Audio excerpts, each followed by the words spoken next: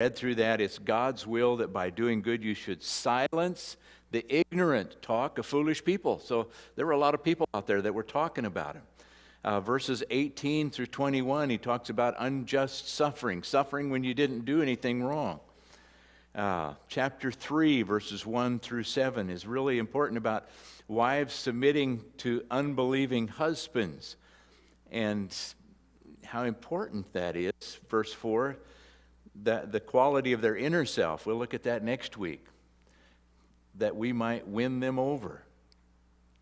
Chapter 3, verse 9, repay not evil with evil or insult with insult, but repay insult with blessing. This is what you've been called to. Chapter 3, verse 13, who's going to harm you if you're eager to do good? If you suffer for what's right, you're blessed.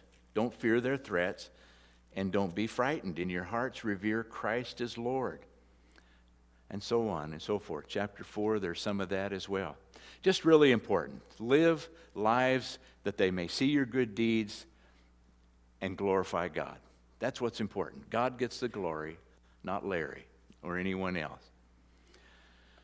Live such holy lives in the middle of the chaos and let God take care of the final results. So, how does that life look? Well, beginning in verse 13, chapter 2, verse 13, and going into chapter 3, he's going to talk about that word that we love so much, submission. We love to submit, don't we? I'm going to talk about husbands to, or wives to husbands, or husbands to wives. I'm talking about in general, submitting to others. Nah, we don't like that. That's almost un-American, if you think about it. Submitting. He begins in verse 13 with the one that causes the hair on the back of our heads to, or back of our necks to go up. Submit yourselves for the Lord's sake to all of the human authorities that you agree with. Anybody have that translation? Are you paying attention? Okay. Submit yourselves to every human authority. Yeah, but Larry, that's going a little too far, don't you think? Well, don't talk to Larry. I didn't write this. We do it, again, so that they will see God in us. Shall we expect to hear vindication from those people who have slandered us and all of that? No, that's not what we're talking about. We're talking about submission. And excuse my sarcasm today, but what does that word submit mean? Throw some synonyms out there. Subject. What's that? Subject. Be subject to. Respect. Did I hear something else? Obey. Oh, no, not obey. We don't want to obey. That's what Paul tells us, doesn't he? Romans chapter 13. He uses the word obey. Literally, it means to place oneself or to order oneself under another. Does that kind of just hit you wrong a little bit? Do we like to do that? To order yourself underneath everyone else? Well, that's what we're told to do. But I don't like the guy, the ruling authorities. I didn't vote for him. I don't agree with his policies or her policies or whoever. Does that come into play in this? Just be real honest with me, please. What's that? What's that? You're meddling now. I told you I was going to meddle. I'm okay with meddling.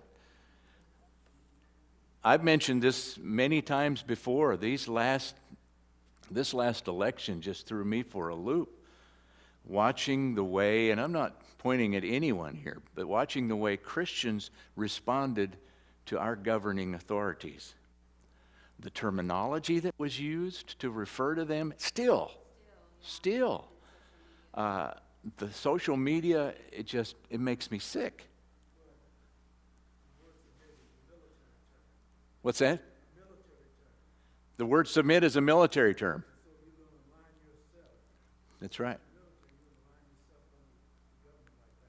You're going to align yourself under the government. That's a military term that's used here, submit. You were just trying to get me off talking about the government, weren't you? You know, think about Peter.